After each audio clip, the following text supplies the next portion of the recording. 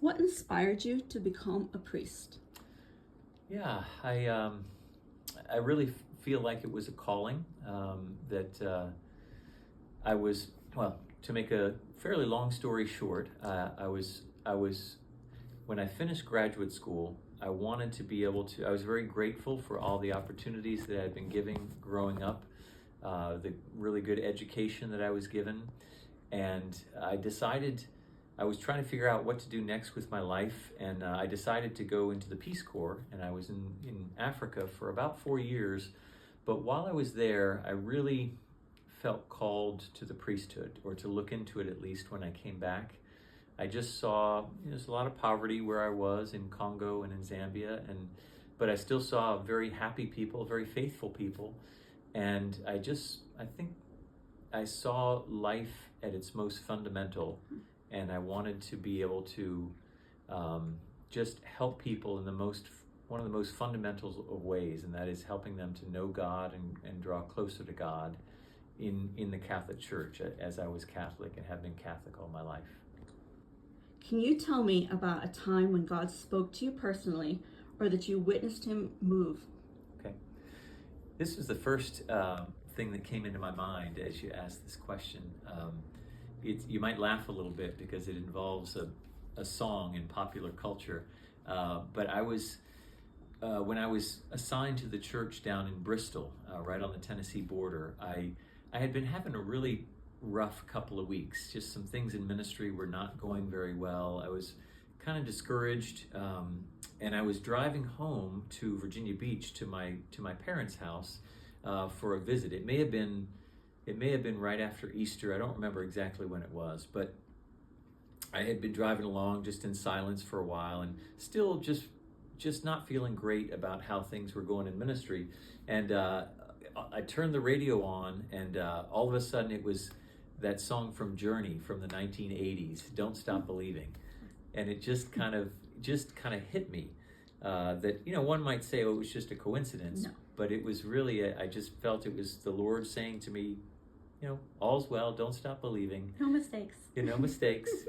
Yeah, so and it's not uncommon for those kinds of things to happen, just through a person that you don't expect, a circumstance that just to give you some encouragement, sometimes some correction when you need it.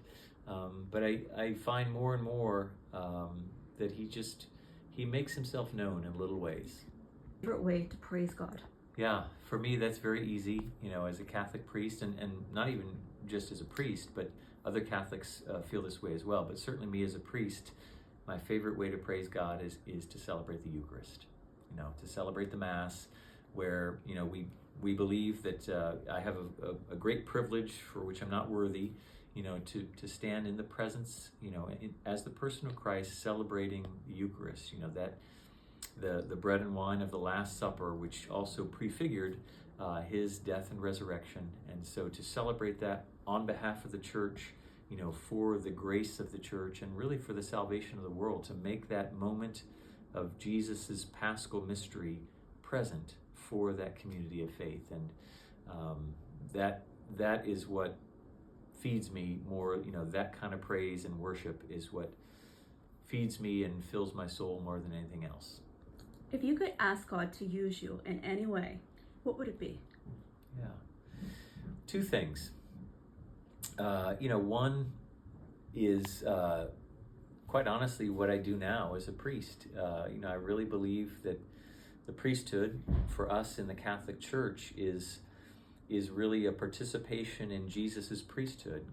Him continuing to sanctify the world, to give believers the body and his own body and blood for their spiritual nourishment, to heal them, through sacraments, to proclaim the word to them. So there's, I really believe there's great power in the priesthood, and so while there's lots of other things that I could do and lots of other good things that many people are doing, I think, what he's asked me to do and I'm doing now, I think this is what he wants me to do. So the only other thing I could think of, and I'm not really asking for this necessarily, is martyrdom. Again, I'm not asking for it, but we've always believed as Christians that those who follow Christ in that way, being willing to, to give it all, to make that sacrifice in following Him, that's following Him completely. So I'd have to work my way up to saying, Lord, if this is what you want, but hopefully at some point in my life, if that were ever to come, I would be at a point where I would say, yeah, I'm ready. So ask me again in a few years, and we'll see if I'm ready.